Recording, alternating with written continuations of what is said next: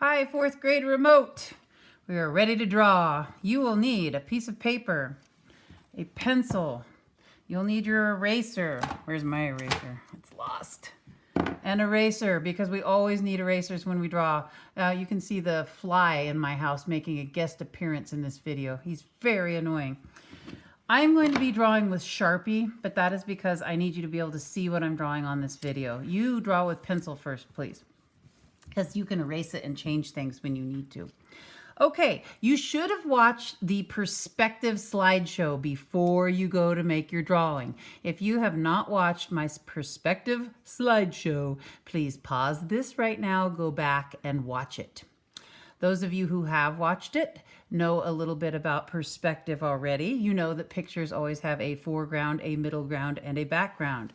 I will grab one of my first grade things that I just finished drawing today. Maybe. Hold on. There we go. Even in this first grade tiger picture, you are going to notice that there are things in the foreground. Things in the foreground look big, like these jungle leaves. There are things in the middle ground, and also my tiger's in the foreground. You can tell he's in the foreground because he's really big. Things in the foreground look big. Things in the middle ground back here are kind of in the middle. That's middle ground has a great name because it's exactly what it sounds like. It's the stuff that's in the middle. Background. If you said, hey, the tree and the sun are in the background, you'd be right. The background's what in the very back of your picture. Things that are in the background tend to look very small, and that gives the illusion that they are far away. We are going to combine some things from the perspective video and practice some one-point perspective. But I want you to always keep in mind that when you have a foreground, a middle ground, and a background, you already have some natural perspective going on in your pictures.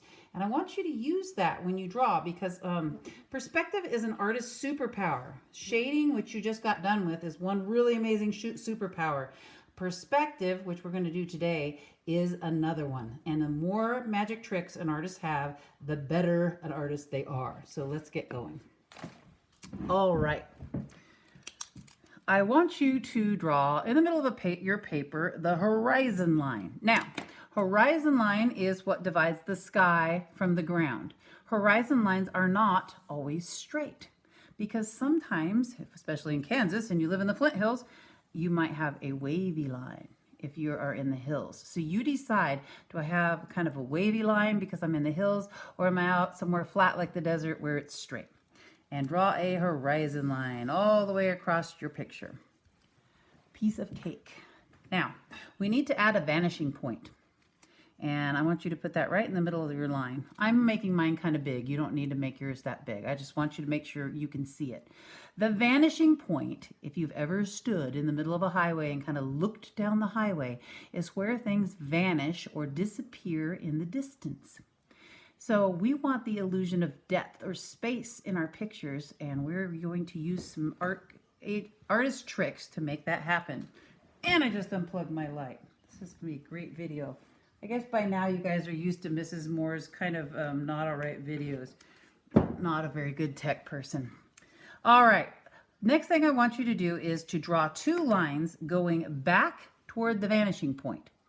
They're going to start out wide here and get narrower and narrower until they hit the vanishing point. You can use a ruler for this, but if you don't have a ruler and you're just in your house and you've got the stuff in your house, you can use the side of a book. You can find a box. Let's see what I've got in my house right now next to me. I can use this box. It's got a straight enough edge, or you can use a ruler. So I'm going to put that on here. Line. You don't have to have fancy equipment. Get the job done. And a line. Voila! You should end up with something like that. Got two lines going back in space until they hit that vanishing point. That's the place on the horizon line. And I'm going to remind you, horizon line divides the sky from the ground. Or if you're on the ocean, the sky from the ocean. Now, you have to think at this point, do I want a highway or am I going to have a road that's like a gravel road? If you're going to have a highway and you want to put those lines in, and I'm going to do mine in pencil because I may add a car later. I'm going to think about that.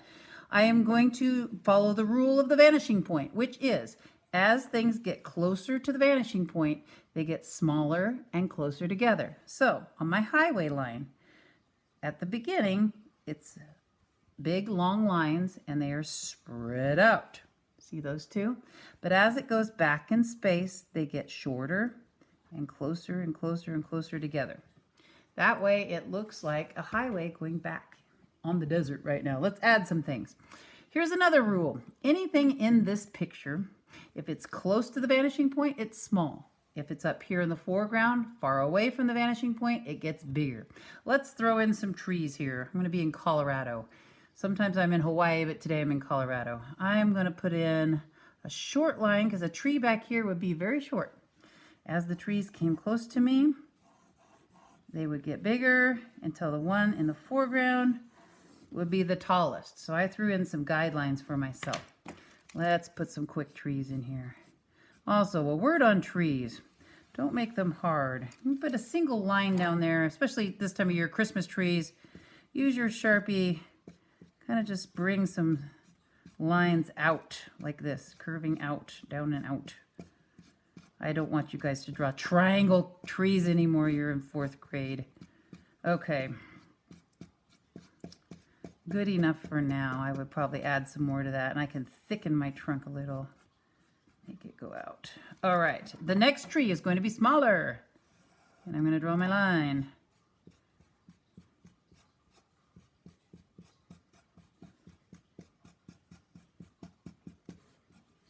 This one's smaller still. As things go back in the distance, they also get less detail.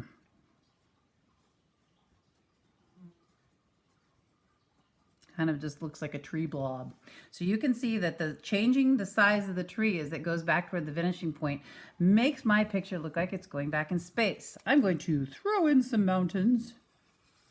And mountain is just kind of a random line. Mountains are not triangles. We do that when we're in 1st grade, like all mountains are triangles.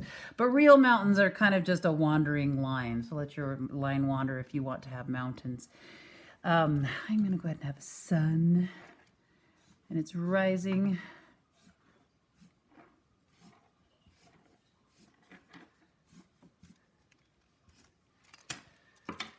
And let's see, for those of you who want to do buildings are a whole nother ball of wax because they have to obey the laws of the vanishing point even more than the trees do. If you want to have a building, decide kind of where you want it over here. And I'm going to just put a line that is parallel. That means it is going the same direction as this line, and that's going to kind of guide me where my building is going to be. Now you will have to get your ruler back out or your box like I have and draw some lines back to the vanishing point. I decide where the top of my building is going to be. Well, that's not very tall. Let's see. The rule is that the other end of your ruler or box has to touch the vanishing point. And draw a line out for the top of the building.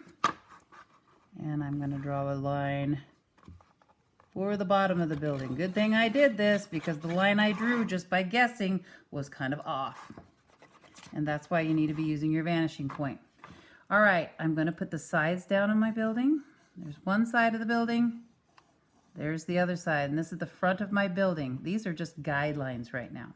Now, if I want my building to look like it's 3D, I need to have the lines going this way. This is the side of the building. And I'm going to put the other one there. I don't know what kind of building I have going on here. Let's see. Maybe it's one of those gas stations. It can have a slanted roof like that. That's fine. Now, if I want to put doors or windows on here, I am going to, you guessed it, have to use this again. Because if I go and just draw my doors on there, they aren't going to be right because they're actually slanting. Let's see, if this is a gas station, maybe I'll put a big front door on there. Again, my ruler or box is lined up with the vanishing point. And I drew these lines right here because this is going to have a window and a door. By the way, Mrs. Moore is terrible at drawing buildings, so I'm sorry. This is going to be a pretty bad building. This is my least favorite thing to draw, if you ever wondered. Buildings and cars, and I'm going to draw both in this video because I'm going to let you know that even though things are hard, you should still try to do them. And buildings are hard for me. Let's see, maybe, nah, I like a flat roof. Let's leave the flat roof on there. I like the idea of that. So if you want a building, just know that your lines, you have to draw your guidelines going back to that vanishing point. If you don't, your building's going to look strange. So let me outline my building here. Don't just try to go whack your building in there, you know, drawing it, guessing, because it will look weird. Use your vanishing point.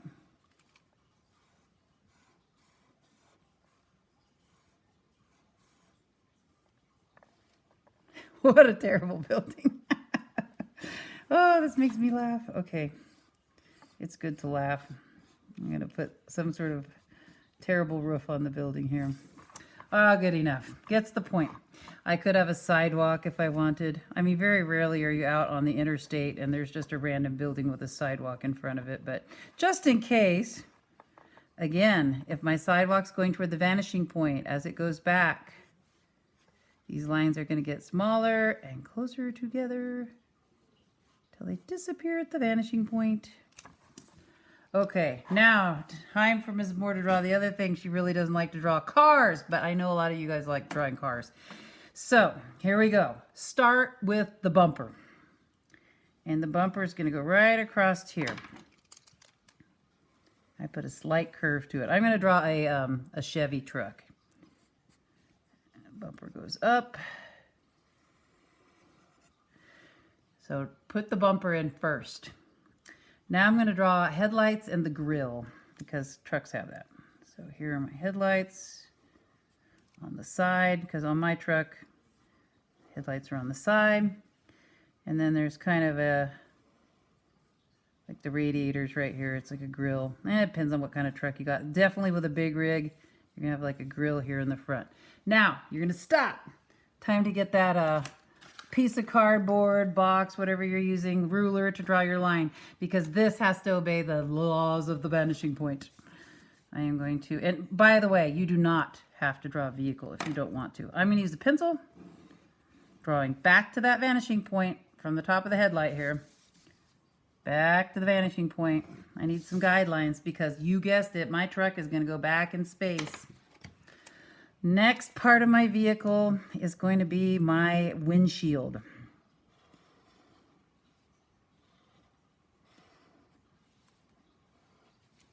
And I'm going to go ahead and put the sides of the truck all the way up to the windshield anyway. And before I forget, because I'm kind of notorious about forgetting the wheels on vehicles, I'm going to put the tires on. I can't tell you how many times I've forgotten to draw the tires. It's the front view of the tires, so you're just seeing a little bit of them sticking out. Not the whole thing, because they're kind of back up under the truck. Now I need to put the roof of the truck, the cab, right there, and then at the truck bed. So it's going to be way back there like that. I'm going to draw a rectangle inside here. My truck kind of has a bed liner, so I'm putting that on there. And that's looking inside the truck bed. And now that truck looks like it is coming out towards you. Now, if you are not a truck lover like me, this picture could be completely different. I could be in Hawaii. There's no truck. There's no trees. There's no house. I can do something completely different. You just have to make sure that you are obeying the laws of the vanishing point, that everything goes back towards the vanishing point. And as it goes back towards there, it gets smaller. And if it's a line, it gets closer together. Let me work on my highway lines here, because they would do this and then turn into that. Now, well, he's a bad driver. Look, he's driving in the middle of the highway. Oh no, didn't even think of that. So go ahead and try out some one-point perspective. It's super fun. It's a good thing to try if you've never tried it before. And it is a superpower of art because it makes your pictures look like they go back in space. Here, I'm gonna do one that is not vehicle for all the people that are like me that do not want to do a truck. I still, same thing. I'm going to have a horizon line. I'm going to have a vanishing point. There it is. And this one, I think I'm going to have an ocean. So I'm going to put, no, I'm not. I'm going to have a river. This is also a good thing. If you have a river, I'm going to do that. Wavy line looks like the letter S. Now, as my river goes back in space, it's going to get smaller and smaller until it gets to the vanishing point. Same deal. So I'm going to start skinny, and then I get it wider, and boom, comes out really wide. I'm going to throw in another layer of low mountains. And then you're free to do this realistically or unrealistically. What do I mean? Well, third grade's doing this this week in school, and some of them said, well, Mrs. Moore, I am in Candyland. So if you're in Candyland and it's in the foreground, you have a lollipop, and it's in the foreground, it's going to be big. We're living in Candyland here. Like I said, it doesn't have to be realistic. So if you've got a lollipop and it's in the foreground, it's going to be big. If you have a lollipop and it's back here in Candyland, it's going to be smaller because it is in the middle ground. And if you have a lollipop all the way back here by the vanishing point, it's in the background, it's going to be tiny. So my lollipop back here is going to be very small. You can see how already having the big, medium, small item makes my picture look like it's going way back in space, and it is a cool art superpower. If I was going to finish this, I would definitely throw some candy canes. Maybe like there's one in the foreground, just coming right in from the side. I think I'm in the mood for candy. Okay. That's in the foreground, so it's bigger. Any candy canes growing out here in the candy field would be smaller, and any candy canes back here would be tiny. Let's see, what else would I have? Oh, along the road to Candyland, there's a peppermint.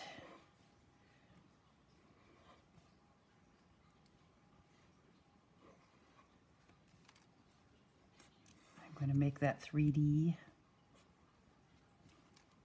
using forms. Maybe this is a river. This is the river of chocolate. Ah, yes. So if you have a river of chocolate, I don't know what would be in the river of chocolate. Up to you. Let your imaginations go wild. Have some fun with this one, whether you've got a completely imaginary scene, you're in the Antarctic and there's penguins in the foreground and an igloo in the background. If you are in the mood to do some vehicle and some buildings, knock yourself out. Just remember, if it's closer to you, it's bigger. Far away, it's smaller. Use your vanishing point. Use your ruler or the side of a box. Have fun, fourth grade.